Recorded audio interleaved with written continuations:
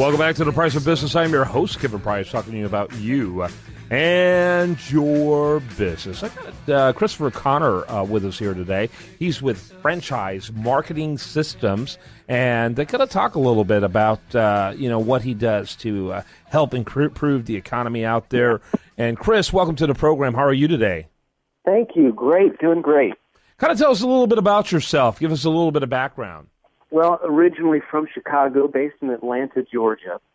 Started Franchise Marketing Systems in 2009 and live in and love the franchise business. It's a vehicle for entrepreneurialism, which your whole theme and topic is something that I believe in strongly. Small business ownership is a key to driving economic growth and helping build opportunities for people and individuals and overall economies. Tell us a little bit about exactly what you do in this arena. So our focus is helping a business owner transition into franchising. So if you own a restaurant or a retail location or a distribution business, we help you franchise that model and turn it into a franchise, which in the end develops more and a larger distribution network by replicating what you've created through systems and processes and a good brand. Got it. So you don't help businesses choose a franchise per se. You instead help them make their company into a franchise. Well, we do both, in fact. So once we've launched a franchise, once we've developed a franchise brand, we then represent the concepts in the market and help them find people that are looking to invest in franchises. So we'll also work with an individual trying to find a business and trying to narrow down their search so they can decide which one's the best fit for them. We do both. Okay. What percentage of your business is creating franchises out of businesses that are currently not? Probably about 70%. The majority of our work is focused on the business owner developing a franchise out of their model. Okay. Kind of give us an example of how it looks. So do they typically come looking for you, or do you look at businesses out there that you think are ripe to make that transition? Kind of give us an overview of what it looks like. It's both. So we are out there hunting. I think in any business you have to be always looking and searching. So we're sort of sending out our fishing lines into different markets through referral partners and lawyers and CPAs and things that we work with to find businesses that we feel are ready for franchising. On the flip side, we also do a lot of trade shows. We'll be in New York City in 2 weeks with a booth. We just had a booth in Raleigh and in Nashville and all over the place. There's a great show in Houston for franchising. We exhibit at these shows. We meet business owners there. And in cases like that, they kind of come to us looking for information and help and really wondering how they can transition to a franchise and whether franchising is the right vehicle for them. And then we give a free consultation, help analyze their business, review numbers, review market characteristics, and tell them whether franchising might make sense or not. Yeah, I think you and I might have met at the one in Houston, not this year, but last year. I think you and I actually met, because I'm looking at the website, which is franchisemarketingsystems.com, and you look really familiar.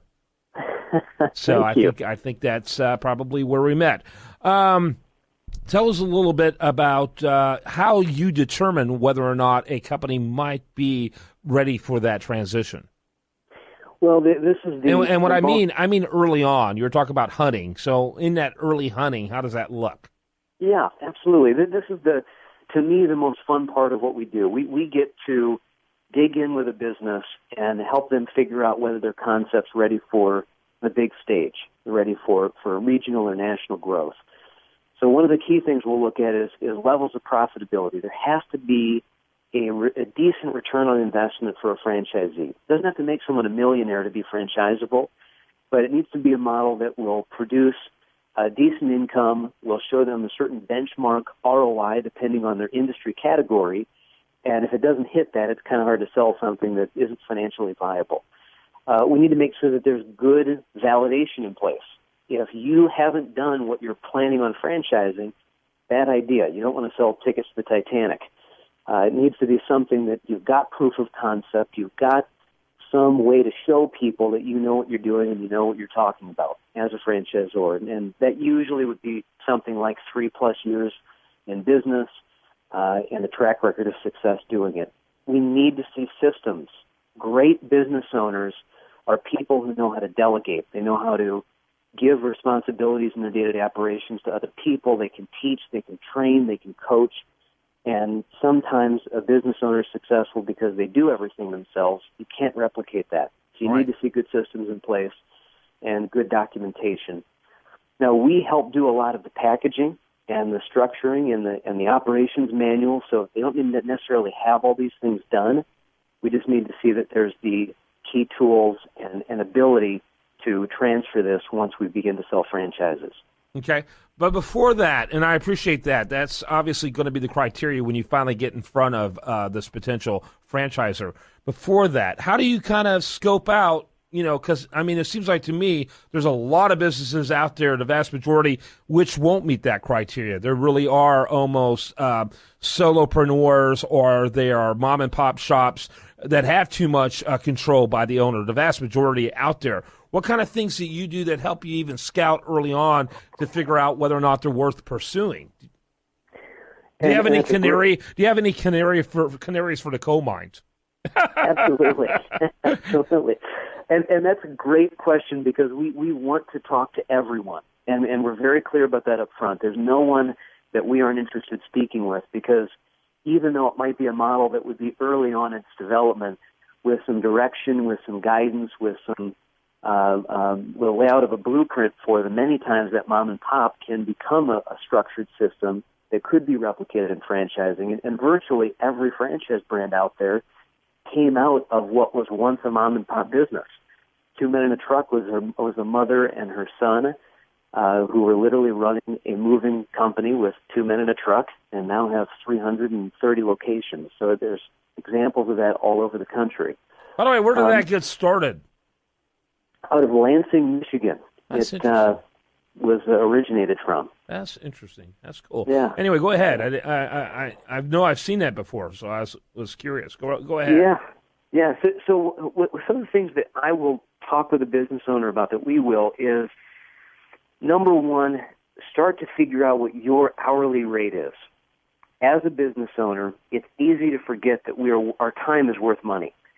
Most of us just do everything. You do it as it comes due, and you take care of things as they come up on your list to do them. What most business owners don't realize, what a lot of the mom and pops don't realize, is that they're doing things that are $8, $9, $10 an hour jobs. And as the leader of a company, as the most valuable resource, the most valuable human resource to that company, you shouldn't be doing those things. You probably shouldn't be doing the things that are $20 an hour. And as a business owner, first thing you should do is figure out what your hourly rate should be, what you want it to be. And might be $75, might be $100. Maybe you want to work one day a week, and it would be $1,000 an hour. Whatever that number is, you should start allocating your responsibilities based on that number. And if it's not matching up, you get those things off your plate. You hire people, you put structures in place so that you can teach, you can train, and you can begin to develop a system around you that supports you as the leader of the business, instead of you being the worker supporting the business. And I love talking about the book, The E-Myth. If people haven't read The E-Myth, it's one of the first things I recommend that they do. It's written by Michael Gerber. It's now a global phenomenon, but if you haven't read it, great book, and it talks and speaks to the principle of you can't build a business if you're stuck in it. Yeah. And that's that entrepreneur that you were referencing there, Sigmund, is that mom and pop, and they're doing everything in the business, and they can't get out of it. They're stuck in a whirlwind of fires they're having to put out every day. Yeah.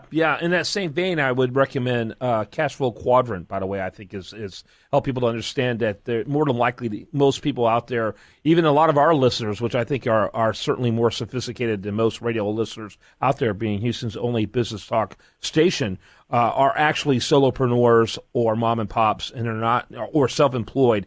They're not true business owners. And unless you understand the difference, you're going to find yourself really enslaved by your business rather than liberated by it. All right, Christopher Connor has been our guest, and I do want to encourage the listener to learn more about what he does at franchisemarketingsystems.com. And thanks so much for being with us, Christopher. Thank you so much for having me. What a great program. I really appreciate the opportunity. You bet. When we come back, much more for you. I do want to remind you, best content here shows up over there at usdailyreview.com, and you're listening to The Price of Business.